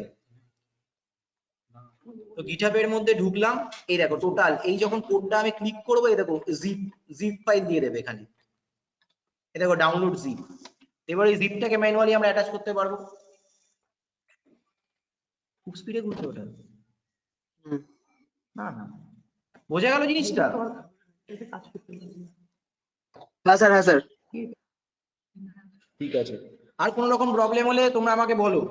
আর যদি কারো কোনো রকম প্রবলেম থাকে, কারণ এরপরে এরকম টাইপের বেসিক লেভেলের ক্লাস আমি আর করাবো না, মানে কোনো ওয়ার্কশপ বেসিক লেভেলে গিয়ে আর হবে না, একটু অ্যাডভান্স লেভেল চলে যাবে। এরপরে যদি কোনো ওয়ার্কশপ অ্যারেঞ্জ হয় তো একটু অ্যাডভান্স লেভেল চলে যাবে, যেখানে আমি বেসিক লেভেলের জিনিসগুলো আর বলতে যাবো না, বললে টাইম নষ্ট হবে। মানে অ্যাডভান্স লেভেলের জিনিস আসবে টোটালি। রোবোটিক্স হলে রোবোটিক্সে অ্যাডভান্স লেভেলের জিনিস আসবে, আইওটি হলে আইওটির অ্যাডভান্স লেভেলের জিনিস আসবে। আমরা এরপরে বেসিক্যালি যে ওয়ার্কশপটা অ্যারেঞ্জ করতে চলেছি, আমরা একটা সিএনসি মেশিন কলেজের মধ্যে বানাবো, লাইভ সেটা আমরা শো করব। এরপরে যে ওয়ার্কশপটা অ্যারেঞ্জ হবে নেক্সট উইক থেকে অ্যারেঞ্জ করতে চলেছি আমরা, এখনো পর্যন্ত ঠিক হয়নি, কিন্তু আশা করছি নেক্সট উইকের মধ্যে আমরা শুরু করতে পারবো। সিএনসি মেশিনটা লাইভ আমরা বানাবো, ক্যামেরা চারদিক দিয়ে ফিট করা থাকবে, আমি ডেসক্রাইব করতে থাকবো আর মেশিনটা আমাদের সামনে বিল্ড আপ হবে, সেটা আমরা শুরু করব।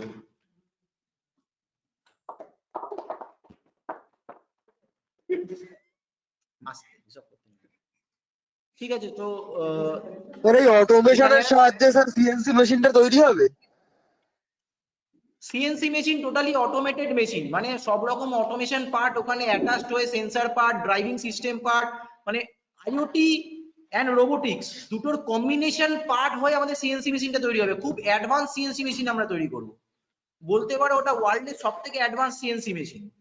ওটা নিয়ে এখনো পর্যন্ত রিসার্চ চলছে, আন্ডার রিসার্চ। সেই মেশিনটা আমরা তৈরি করব এন্ড সেটা লাইভ চলবে। ওখানে কি হবে, 3D স্ক্যানিং হবে, 3D প্রিন্টিং হবে, লেজার বিম মেশিনিং হবে, তিনটে কাজ একসাথে হবে। মিলিংও হবে, চারটে কাজ একসাথে হবে। 3D printing, 3D scanning, milling, laser beam machining, চারটে কাজ একসাথে হবে একই মেশিনে।